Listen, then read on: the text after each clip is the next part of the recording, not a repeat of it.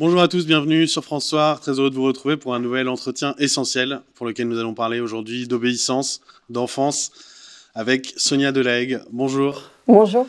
Vous êtes psychologue avec un intérêt particulier pour les questions de l'enfance. Aujourd'hui, nous allons essayer de parler d'un sujet plus vaste et plus profond que les querelles et revendications politico-sanitaires.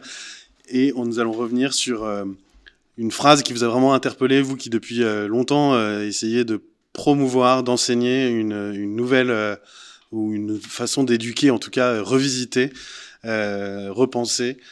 Alors, quelle est cette phrase qui vous a marqué dans cette gestion de crise sanitaire ? Alors, une phrase que j'ai même entendue sur le plateau de France Soir, qui est les Français se sentent infantilisés. Voilà, c'est une phrase qu'on entend continuellement dans les médias. Et donc, ça m'a particulièrement interpellée. Et j'ai trouvé ça très intéressant que les Français se sentent infantilisés et que ça leur pose souci. Puisque justement, moi, ça fait des années que je œuvre de différentes manières pour qu'on puisse des formations. Voilà, éduquer les enfants autrement, en fait, que ce qu'on fait depuis très longtemps. Donc, rompre vraiment avec l'éducation traditionnelle. Et alors, qu'est-ce qui ne va pas dans l'éducation traditionnelle ? On va creuser ce sujet. Mais d'abord, il faut peut-être se demander, en tout cas, c'est ce que vous mettez en premier dans vos interventions diverses, le pourquoi, quel est l'objectif de l'éducation au fond. Voilà, donc je propose de vraiment se questionner sur pourquoi on éduque un enfant, parce que je crois qu'on s'éloigne vraiment de plus en plus de pourquoi on éduque un enfant. On s'éloigne des valeurs qu'on souhaite lui inculquer. Donc je pourrais vous demander d'ailleurs, ce que je fais souvent en conférence ou dans les ateliers parents, de demander quelles sont les grandes valeurs humaines, les compétences que vous souhaitez vraiment développer vous-même chez vos enfants, peut-être, si vous en avez. Je suppose que les gens répondent à la liberté, à l'autonomie, le goût et la capacité à vivre sont heureux. Oui, il y a souvent ce qui ressort, c'est la curiosité, la capacité d'entreprendre, le partage, la solidarité, et de pouvoir développer voilà toutes ces belles valeurs. Et pour ça, on utilise différents outils. De manière traditionnelle, est-ce que vous connaissez ces outils éducatifs ? Alors c'est là que ça se corse, j'imagine. Le premier outil qui vient, évidemment, c'est peut-être la sanction ou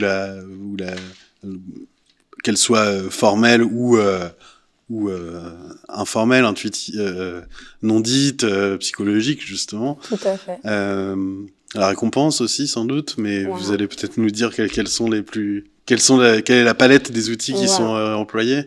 Donc pour développer ces belles valeurs qui sont donc l'autonomie, le respect de soi, le respect de l'autre, le partage, la solidarité, la curiosité, comme je disais, l'empathie, on utilise donc les punitions, les récompenses, l'humiliation, la critique, l'intimidation, la mise au coin et aussi les agressions physiques. C'est-à-dire fessées, bousculades, gifles, voilà. Donc se pose la question quand même, comment est-ce qu'on espère vraiment développer d'aussi belles valeurs humaines, qu'on a citées là plusieurs fois, avec des outils éducatifs qui font si mal à l'enfant et qui abîment tant sa relation à l'autre et qui ne lui permet plus en fait d'avoir confiance en ce parent qui s'occupe de lui. Et ça va même plus loin, parce que vous, ce que vous dites, c'est que l'enfant ne pourra pas, à travers ces outils, s'approprier pleinement les valeurs objectifs auxquels on veut l'éduquer, mais en fait fera semblant, puisqu'il s'adapte à tout. Vous l'avez d'ailleurs dit dans une tribune qu'on avait publiée sur France Soir, mais il risque de se conformer à un simulacre d'obéissance à ce qu'on lui a inculqué, mais pas forcément d'y adhérer du plus profond de lui-même. C'est bien ça ? Tout à fait. Donc l'enfant, l'adulte en fait qu'il sera plus tard, aura appris à faire semblant de posséder ces belles valeurs. Mais finalement, voilà, en apparence, en société, il va montrer qu'il est empathique, qu'il est curieux, qu'il est dans la solidarité, dans le partage, dans la confiance. Et finalement, par derrière, tous les coups sont permis. C'est-à-dire que cet adulte devenu grand va pouvoir finalement être dans la trahison, dans le détournement d'argent, dans les mensonges, dans les menaces, dans les agressions. Et du coup, il va réutiliser cet adulte, cet enfant qui a grandi, va réutiliser ces mêmes outils éducatifs pour faire mal, de la même manière qu'on lui a fait mal, en pensant que c'est comme ça qu'il faut éduquer un enfant, qu'il faut éduquer un peuple même. Et au fond, il n'y a pas de grande personne, disait, je crois, Malraux. Et du coup, vous projetez tout ce diagnostic sur les adultes. Donc, en fait, quand ils se disent, on se sent infantilisé, il y a une forme de méprise parce qu'ils se sentent, ils devraient dire, on se sent agressé par les outils éducatifs inadaptés qu'on nous applique, qui sont encore plus insupportables peut-être en tant qu'adultes. Mais au fond, ils se sentent pas traités comme des enfants tels qu'ils devraient l'être, comme des enfants. Voilà. Donc déjà, on ne devrait pas traiter des enfants comme ça. Donc je comprends que la population française n'ait pas envie d'être infantilisée, si on reprend ce terme, puisque les Français n'ont pas envie que le gouvernement essaie de les faire plier par des outils éducatifs qui font mal, c'est-à-dire les punitions, l'isolement, la mise à l'écart, les récompenses. Qu'est-ce qu'il y a eu encore? Il y a eu plein de choses. Il y a les invectives aussi, les qualificatifs humiliants. Voilà, les critiques, l'intimidation par les attestations, par des choses comme ça. Et puis il y a aussi les agressions physiques, lors des manifestations notamment. Mais alors, est-ce que vous irez jusqu'à dire que l'obéissance est en soi un principe néfaste, pervers, ou est-ce qu'il y a une forme d'obéissance qui peut être légitime? Alors, l'obéissance, c'est quelque chose de dangereux. En fait, l'obéissance a toujours été quelque chose de beaucoup plus dangereux que la désobéissance civile, par exemple. Dans l'histoire, en fait, on s'aperçoit que l'obéissance a toujours causé beaucoup plus de dégâts que la désobéissance civile. C'est après, justement, l'époque nazie qu'on a commencé à s'interroger sur les effets néfastes de l'obéissance dans l'éducation et qu'on a commencé à vouloir faire autrement. Mais malheureusement, aujourd'hui, on retombe de plus en plus, je trouve, en tout cas je le constate, on retombe de plus en plus dans cette éducation qui n'admet que l'obéissance. Donc l'obéissance, c'est quoi? C'est la soumission. C'est se soumettre à des ordres qui soient cruels, même s'ils vont à l'encontre aussi, qu'ils soient cruels envers les autres ou qu'ils aillent à l'encontre de nos valeurs ou qui portent atteinte à notre intégrité physique et morale. On va donc obéir à ces ordres parce qu'une autorité, donc légitime ou non, va nous ordonner de faire certaines choses. Donc d'ailleurs, l'expérience de Milgram, que vous connaissez certainement, revient là-dessus, montre à quel point obéir est un acte dangereux. Elle a beaucoup ressurgi dans le débat public ces derniers mois. Et d'ailleurs, nous allons la regarder ensemble pour nos lecteurs et auditeurs qui ne la connaîtraient pas ou auraient besoin pour la discussion de la revoir.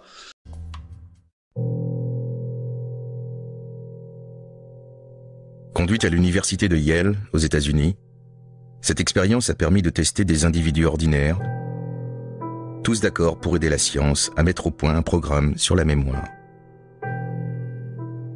2 sujets étaient convoqués. L'un devait retrouver une bonne réponse sur une liste de mots qu'il devait retenir en 1 minute. Installé dans une petite pièce, il était attaché à une chaise.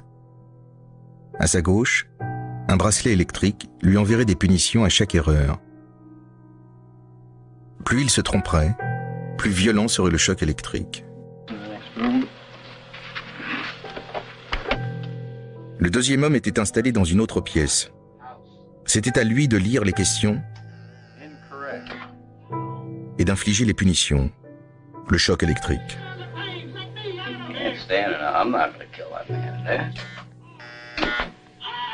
Il n'y avait aucun choc. Les cris étaient enregistrés. L'homme attaché était un acteur. Le sujet de l'expérience était le questionnaire. Jusqu'où allait-il obéir? À la stupéfaction des chercheurs, 62% des gens se soumettaient aux ordres et administraient des chocs ultimes malgré les hurlements de douleur de l'acteur. Incorrect. Stanley Milgram démontra ainsi que tout individu peut commettre les pires atrocités quand l'autorité qui lui ordonne de le faire est à ses yeux légitime. Continue, please. Nous avons donc vu cette expérience de Milgram qui est instructive à l'égard de ce que nous vivons, mais même plus généralement dans l'approche que nous pouvons avoir de l'obéissance et de la soumission. Que nous dit cette expérience aujourd'hui? Et qu'est-ce qu'elle enseigne à des parents, par exemple, qui seraient désarmés devant le vertige de saisir qu'ils auraient peut-être appliqué une mauvaise perception de l'obéissance à leurs enfants? En fait, on voit dans cette expérience que la personne, dès lors qu'on lui impose certains ordres venus d'une autorité donc dite là légitime, c'est-à-dire que là on voit un scientifique en blouse blanche, à partir de ce moment-là, peu importe ce que la personne va demander au sujet que vous avez vu dans l'expérience, peu importe. Dans 80% des cas, les personnes envoient des volts, des chocs électriques à la personne qui est donc un acteur derrière le rideau. Même si la personne veut arrêter, même si cette personne qui envoie les chocs électriques est une personne qui est empathique, bienveillante d'ordinaire, à partir du moment où une autorité légitime va lui ordonner certains actes, la personne n'aura plus d'esprit critique et ne sera plus capable du coup de discerner le bien du mal. Donc c'est pour ça que j'ai trouvé ça intéressant de réfléchir à élever nos enfants uniquement avec ce que j'appelle donc des règles de protection et jamais de règles de domination. Mais alors pour vous, ne plus enseigner l'obéissance à ses enfants, en quoi ce serait une protection? Parce que c'est souvent la justification de l'obéissance. Alors, si on prend l'exemple des agressions sexuelles sur enfants, on sait que si on s'adapte à l'enfant, si on prend soin de lui au quotidien, et qu'on ne l'incite pas à répondre à toutes les attentes des adultes et à ne pas devenir un enfant modèle, et qu'on lui inculque des vraies valeurs et des règles de protection, alors inutile de lui faire peur en lui parlant de tous les drames qui se passent, inutile de lui parler de pédocriminalité. Il suffit juste de lui apprendre à respecter des règles de protection, à être acteur de son développement et à repérer les règles de domination et à ne pas s'y soumettre sans réfléchir à ce qu'on lui demande de faire. Parce que demander à un enfant d'obéir à l'adulte, c'est le mettre en danger. Puisque devant quel adulte il sera demain? On n'en sait rien. Donc dire à un enfant tu dois faire ceci, cela, et je t'ordonne de le faire, et tu es obligé de le faire parce que c'est pour ton bien, et que derrière il y a des sanctions s'il ne le fait pas, c'est forcément une règle de domination. Puisqu'une règle de protection, par définition, n'impose aucune forme de chantage, de menace, de récompense. Et quand les deux se confondent, quand une règle de domination se prétend être une règle de protection, là on bascule dans la perversion. Oui, tout à fait. On bascule dans la perversion, puisque du coup, à ce moment-là, on ne va plus être capable de discerner ce qui se passe et donc de repérer, comme je le disais, ce qui est bon pour nous, ce qui est bon pour l'autre. Et alors, comment sortir de la forme de chantage que sont les règles de domination? Comment vous distinguez les règles dites de protection et celles de domination, justement? Est-ce que vous pouvez nous donner quelques exemples pour qu'on s'y retrouve? Donc, les règles de domination, elles sont toujours arbitraires. Elles changent en permanence. Elles sont incohérentes, elles ne sont pas stables dans le temps. qu'on dit toujours quelque chose. Ça nous rappelle quelque chose. Ça rappelle quelque chose. Tout est son contraire. Alors que, les enfants vont vraiment être éduqués à coups de bâton et de carottes. Ça va être du chantage en permanence. Voilà, le chantage est omniprésent dans une éducation avec des règles de domination. Et par exemple, un exemple concret peut-être pour un... Par exemple, on parle beaucoup du danger des écrans. Les écrans sont néfastes pour les enfants. On le voit de plus en plus avec la crise actuelle. Donc si c'est néfaste pour l'enfant, notamment pour le jeune de moins de 3 ans, qui devrait même ne pas du tout avoir vu de dessin animé, par exemple, encore à cet âge-là, eh bien c'est une règle de protection de lui dire non. On peut basculer tout de suite dans les règles de domination si tout d'un coup, imaginons que l'enfant n'ait pas été très agréable avec sa mamie le matin et qu'on dise « écoute, puisque tu n'as pas été agréable avec mamie, cet après-midi, tu ne regarderas pas ton dessin animé. » Donc là, on est sur une règle de domination. On mélange tout, en fait. Donc, et l'enfant va apprendre quoi? Qu'il faut être sympa avec mamie pour pouvoir regarder la télé cet après-midi. Donc, avec les règles de domination, on n'inculque jamais aucune valeur à l'enfant. Mais au contraire, on lui apprend à manipuler. Voilà. Et du coup, une juste règle de protection serait de... Alors, les règles de domination, d'ailleurs, par exemple, sur les écrans, ça va être changeant, comme je disais. Ouais. Par exemple, si on fait 8 heures de voiture, là, par contre, on va se dire, ça nous arrange, on va mettre l'enfant de 3 ans devant les écrans. Si je suis en télétravail, je vais mettre mon enfant devant les écrans. Et puis, quand ça m'arrange, non, il n'y aura pas d'écran. Alors qu'avec une règle de protection, on est toujours sur l'idée que l'écran, c'est néfaste pour l'enfant. Donc, même si je suis en télétravail, même s'il n'a pas été sympa avec mamie, même s'il y a 8 heures de trajet de voiture, il n'y aura pas d'écran. Notre règle de protection fait qu'on est sur une éducation beaucoup plus structurante, ferme et stable. Alors qu'avec l'éducation traditionnelle, ça change en permanence, selon l'humeur du parent, selon les circonstances. Voilà. Et ce qui crée la rébellion chez l'enfant et la manipulation, comme je le disais.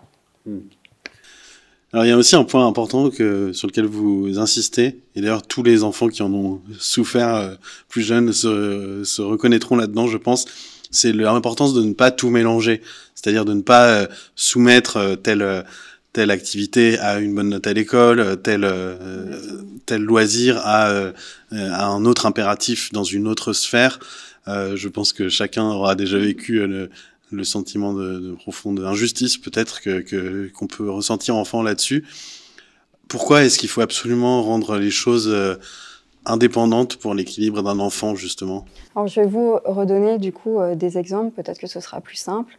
Pour les règles de protection, donc on a dit elles sont bienveillantes, elles sont cohérentes, elles sont stables dans le temps, elles sont justes et elles sont très importantes. On peut prouver scientifiquement ce qu'on avance.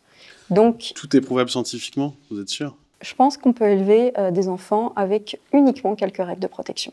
Par exemple, le sommeil, ça va être le nombre d'heures. Il est important de dormir pour un enfant de 8 ans. Donc, on va lui dire, voilà, il faut se coucher à 20 heures parce que c'est important d'avoir tant de sommeil à ton âge. À l'intérieur de ce cadre, bien sûr, on accompagne l'enfant.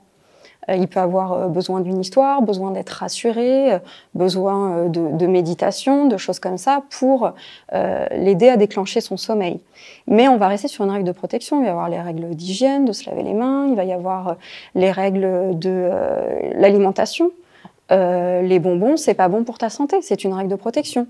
Mais si tout d'un coup, on en vient à dire « t'as pas été sympa, donc tu n'as pas de bonbons », on perd le sens de la règle première de protection. Et on ne développe toujours pas certaines valeurs comme prendre soin de soi. Voilà.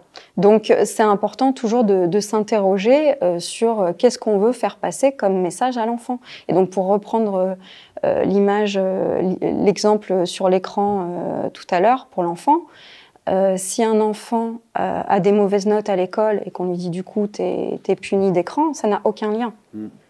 Alors que, sauf si on peut lui dire, voilà, je trouve que tu passes beaucoup trop de temps, c'est pas protecteur de te laisser comme ça des heures devant les écrans, je vois que ça joue du coup intellectuellement sur toi, c'est différent que de dire tu es puni. Je pense qu'il faut vraiment arrêter de parler de punition. Ça s'applique aussi à des plus âgés, comme des ados qui seraient privés de sortie, par exemple? Tout à fait. Quel sens, à chaque fois, il faut réfléchir quel sens ça a de poser une punition, de dire à un enfant, par exemple dans une classe, un enfant qui est turbulent, ou plusieurs enfants qui sont turbulents, qu'est-ce qu'ils expriment comme besoin?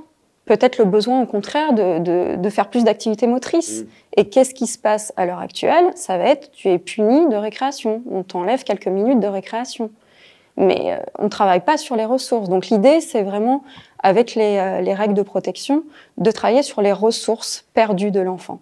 C'est-à-dire que si l'enfant a un comportement qu'on juge inadapté, encore, faut-il être sûr que c'est inadapté? Ça veut dire que c'est peut-être l'adulte qui est de mauvaise humeur, qui ne supporte plus une situation, alors que l'enfant, finalement, est juste un enfant.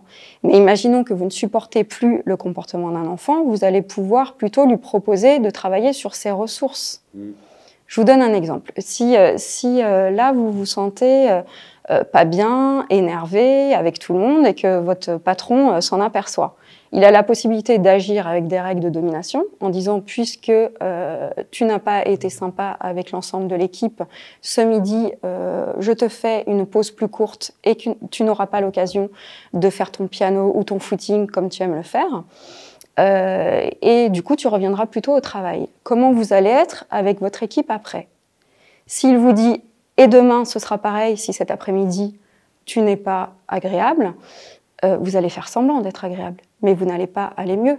Au contraire même. Au contraire, alors que si votre patron vous propose du coup plutôt de faire une grande pause, je vais te remplacer, fais une grande pause, tu as beaucoup travaillé ces derniers temps, sans vous faire aucune remarque sur votre façon d'être, il n'abîme pas votre estime de soi, et en même temps, il vous propose de vous ressourcer. Donc il va vous dire, fais une grande pause, fais ton piano comme tu aimes bien le faire le midi, va faire un footing.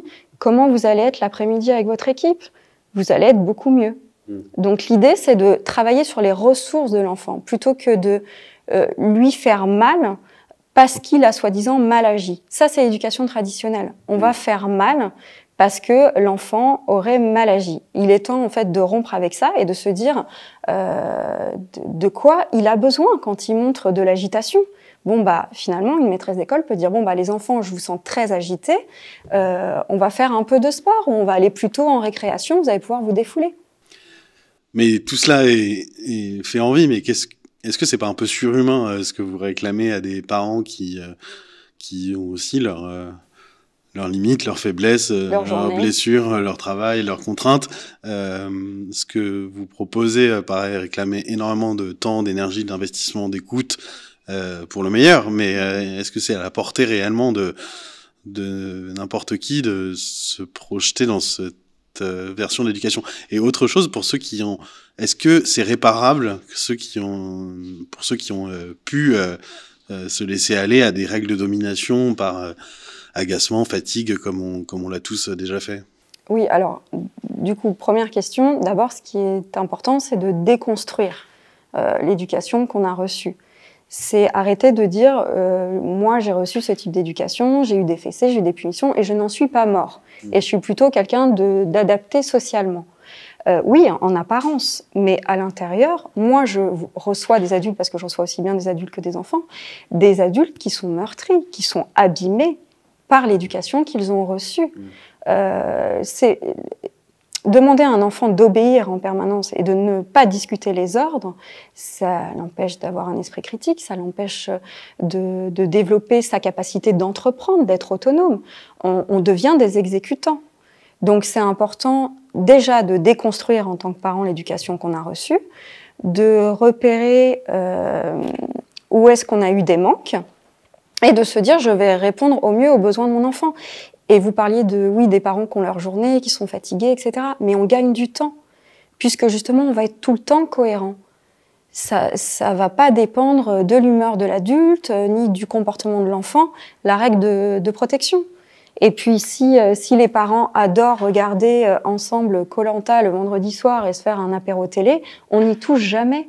Et si l'enfant n'a pas été sympa avec mamie, on le prend à part, on lui dit qu'est-ce qui s'est passé, j'ai l'impression que ça t'a blessé, ce que mamie a pu te dire. Explique-moi. Ah bah d'accord, je comprends, mais du coup maintenant c'est mamie qui est pas très bien. Qu'est-ce qu'on peut faire? Est-ce qu'on peut aller la voir, la rassurer? Voilà. Et donc là on travaille, on développe l'empathie tout de suite. Alors que si on dit sinon, vu que tu as été comme ça, tu n'as pas de jeux vidéo ou tu n'as pas d'écran, qu'est-ce qu'on inculque comme valeur?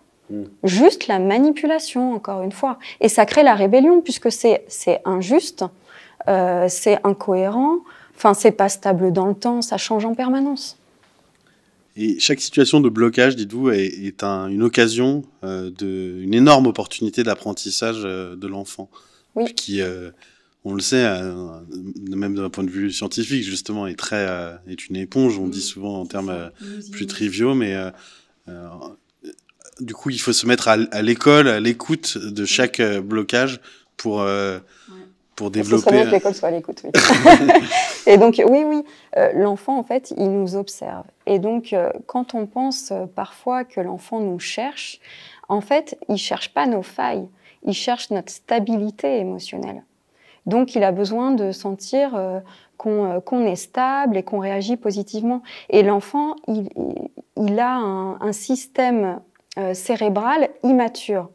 Donc ça veut dire qu'il ne peut pas réguler ses émotions tout seul. Il a besoin qu'on l'aide. C'est pour ça que chaque situation de blocage dans l'éducation va être une opportunité d'apprentissage parce qu'il va découvrir des nouveaux outils, puisqu'on va répondre de manière adaptée. Donc si un enfant fait une énorme colère ou pleure, c'est un besoin en fait de se libérer de certaines tensions dont son cortex ne peut pas réguler. Parce qu'on a découvert d'ailleurs que dans les larmes, il y a l'hormone du stress. Donc empêcher un enfant de pleurer, ça ne fait que retarder en fait les tempêtes émotionnelles.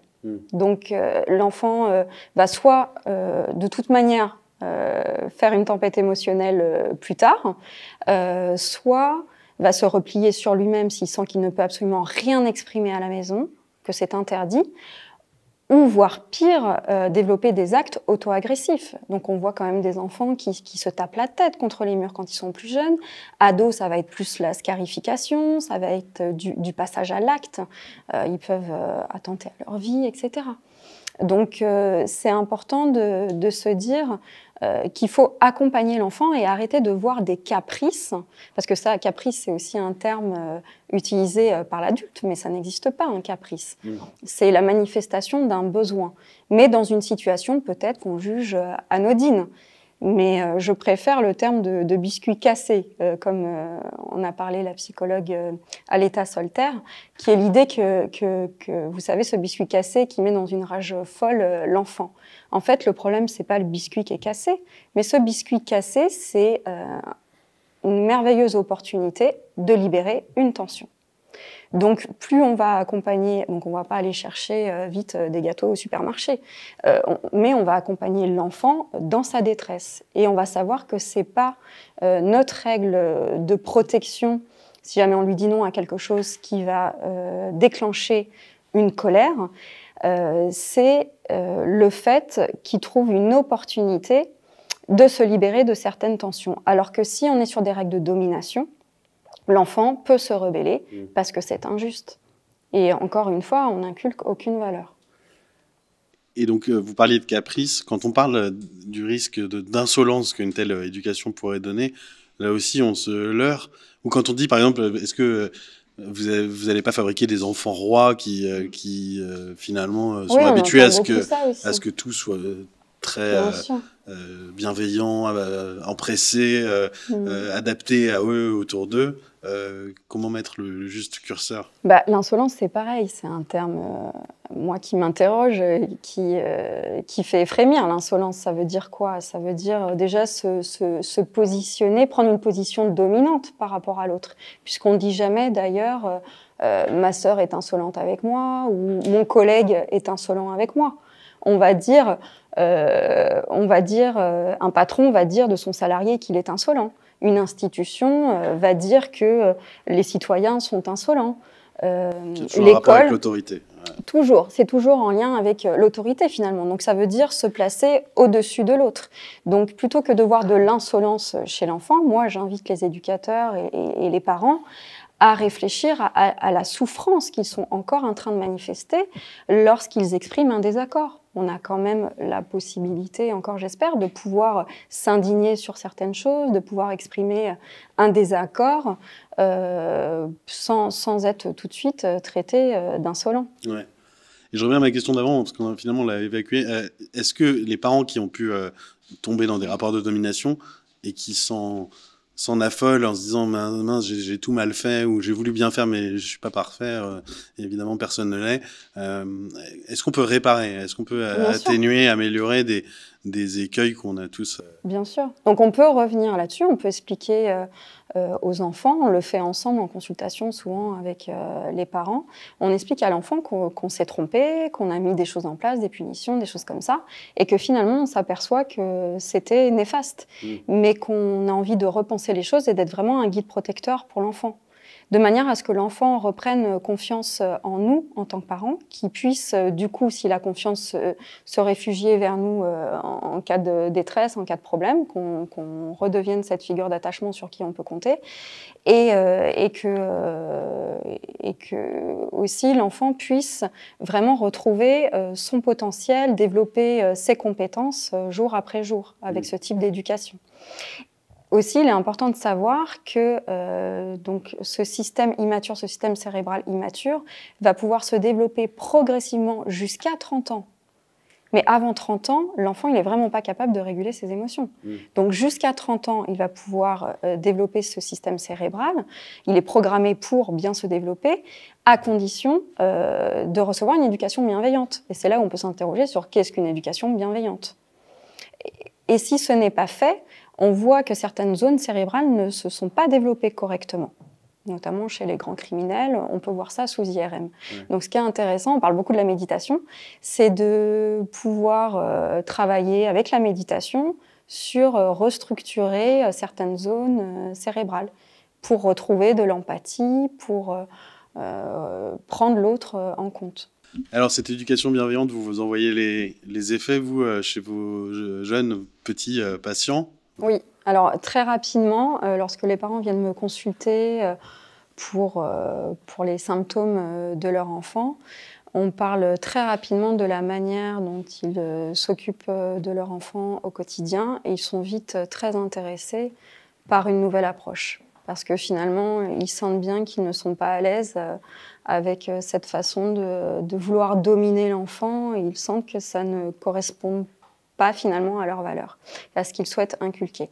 Donc on voit des résultats efficaces assez rapidement, où tout le monde se sent mieux à la maison, les parents se sentent de nouveau compétents, parce que je reçois beaucoup de parents qui ne savent plus où ils en sont, qui ne se sentent plus du tout compétents.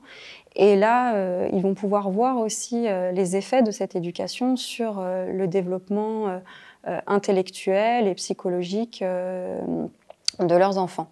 Puisque très vite, on voit que l'enfant va beaucoup plus s'impliquer scolairement, puisqu'on redonne du sens à tout, en fait, dans cette manière de faire. On va plus travailler pour avoir des bonnes notes à l'école ou satisfaire la maîtresse ou les parents. On va plus dire à l'enfant « je suis fière de toi ». On va lui dire « mais qu'est-ce que tu peux être fière de toi ? Voilà, c'est super tout ce que tu as pu apprendre ». Donc, on va aider l'enfant à mettre en lien toutes ses connaissances, à s'apercevoir que c'est intéressant d'être curieux dans la vie. Et encore une fois, c'est pas pour répondre aux attentes des adultes. Et donc, ça fait des enfants qui sont beaucoup plus autonomes. Il n'y a pas besoin d'un flic derrière chaque enfant, en fait, avec cette façon d'éduquer, puisque l'enfant va vraiment se prendre en charge lui-même, et pour sa santé, et pour sa scolarité, mais même dès tout petits, ils sont assez sensibles à ça, à être responsables de leur propre développement. Donc c'est vraiment très intéressant tout ce que ça peut apporter, et vraiment, encore une fois, ça permet de développer toutes les valeurs qu'on souhaite développer par l'éducation. Alors pour revenir à l'actualité plus terre à terre, chacun aura sans doute fait des liens au cours des aspects que vous avez évoqués avec les mesures gouvernementales. On a été tympanisé d'injonctions, pardon, lapsus, d'injonctions parfois paradoxales, contradictoires, changeantes, autoritaires. On a eu beaucoup de messages même de santé publique, à l'impératif. Et voilà. Alors les Français ont-ils vraiment été infantilisés? Ceux qui se sentent infantilisés l'ont-ils été dans le bon sens du terme? Quel est votre regard? Comment vous transposez toutes ces analyses sur l'éducation à tout ce que tout ce qu'on a subi depuis début 2020? Donc, je pense que vous voulez peut-être mon regard sur l'instauration des outils éducatifs du gouvernement, donc c'est-à-dire les QR codes, les attestations. Auto-attestation. Les auto-attestations, très important. Encore plus pervers peut-être. On était autonome. Les confinements, l'isolement, etc., la vaccination. En fait, j'interroge chacun par rapport à l'exposé que j'ai pu vous faire, de se dire, mais tiens, est-ce qu'il s'agit de règles de protection ou de règles de domination? Puisqu'une règle de protection n'impose aucun type de chantage, ni de menace, ni de récompense. La règle de protection se suffit à elle-même. Donc, une règle de domination, comme on l'a dit tout à l'heure, c'est arbitraire, c'est pas cohérent, c'est pas stable dans le temps et c'est pas fondé scientifiquement. Voilà, on peut s'interroger là-dessus. Après, une règle, c'est peut-être une règle de protection, si elle est bienveillante, juste pour tous, cohérente et fondée scientifiquement. Si vraiment tout ça permet de faire reculer l'épidémie, et que c'est bienveillant, etc., juste, sensé, cohérent, on est bien sur une règle de protection. Par contre, si on est sur quelque chose d'arbitraire et de changeant, d'incohérent et non fondé scientifiquement, que ce soit les masques aussi pour les enfants ou autres, on est sur une règle clairement de domination. Donc, en effet, je ne sais pas, pour donner un exemple, une personne âgée de 85 ans avec des comorbidités qui se sent libre d'aller se faire vacciner et qui se fait vacciner, oui, on va être sur une règle de protection. Le vaccin va être une règle de protection, mais encore faut-il prouver scientifiquement qu'une personne âgée peut déclencher des anticorps à l'aide du vaccin. Mais si on a 12 ans, qu'on part se faire vacciner pour pouvoir faire du foot tous les samedis matins, et éviter de se faire enfoncer un écouvillon de 15 cm de long dans les cloisons nasales chaque samedi, on est encore sur une règle de domination, il me semble. Donc voilà, j'invite chacun à s'interroger aussi sur le masque, sur le QR code. Est-ce qu'on est sur une règle de protection, une règle de domination? D'ailleurs, les phénomènes qu'on observe de division, d'agressivité, de repli sur soi, etc., correspondent en fait aux symptômes d'enfants victimes de procédés de domination. Tout à fait. Même les actes auto-agressifs d'ailleurs, puisque on voit qu'il y a de plus en plus de tentatives de suicide, ou de suicide même. Il y a de plus en plus d'enfants, de l'âge même de 7 ans, ce qu'on ne voyait pas avant, qui font des tentatives de suicide. On voit des enfants qui vont mal, qui sont de plus en plus agressifs, ou un repli sur soi, oui, des gens qui ont peur même de sortir. Et alors, il y a une rébellion, comme il y en a parfois chez les enfants, adolescents encore plus, mais cette rébellion est plus ou moins marginale, un peu chaotique, parfois dénigrée, caricaturée. Oui. Pour vous, le fait qu'elle soit aussi peu virulente ou dominante, c'est le fait que tout le monde a été imprégné de cette éducation par la domination. Donc en fait, on a vraiment tous été imprégnés, que ce soit à la maison ou à l'école. Parfois, ça ne l'a pas été à la maison, mais à l'école, on a pu subir ces histoires de punition, comme j'ai donné des exemples tout à l'heure. Et donc, même si tous les Français, je pense, s'accordent à dire qu'il y a ce sentiment d'être infantilisé, très peu se rebellent finalement contre ces règles de domination. Mais il faut faire attention, parce qu'en fait, c'est pas parce que les gens semblent obéir qu'ils adhèrent totalement à ce que leur gouvernement leur demande de faire. D'ailleurs, on voit que, pour reprendre l'exemple de tout à l'heure, qu'on va pas inculquer des vraies valeurs si on domine son peuple, mais on va apprendre à certaines personnes à jouer avec le système. Donc on va voir des faux QR codes ou des QR codes qu'on emprunte aux voisins, des fausses vaccinations ou des gens qui vont chercher à se contaminer plutôt que d'être vaccinés, parce qu'ils ont bien repéré qu'il s'agissait de règles de domination. Donc on retombe dans le simulacre que vous décriviez tout à l'heure, où finalement on ne consent plus. On ne consent plus réellement. Mais non, et on perd confiance en notre chef de l'État. Et notamment, j'ai rencontré, je connais beaucoup de personnes qui allaient se faire vacciner tranquillement, qui avaient le souhait de se faire vacciner tranquillement au mois de septembre après les vacances. Et après l'annonce d'Emmanuel Macron, qui a été une annonce très violente pour certains, se sont dit c'est pas normal, autant de chantage, on est pour nous sur une règle de domination, donc on n'ira pas. Parce que voilà, les règles de domination créent aussi la rébellion. Donc certains Français ont décidé que là, ça n'était plus possible, ça n'était pas normal d'être traité de la sorte. Donc on l'aura bien compris, pour vous, il faut cesser d'infantiliser les adultes, mais aussi, paradoxalement, les enfants. Enfin, infantiliser au sens au sens de mal les traiter. Exactement. Les crises sont des occasions de souffrance, mais aussi de renaissance.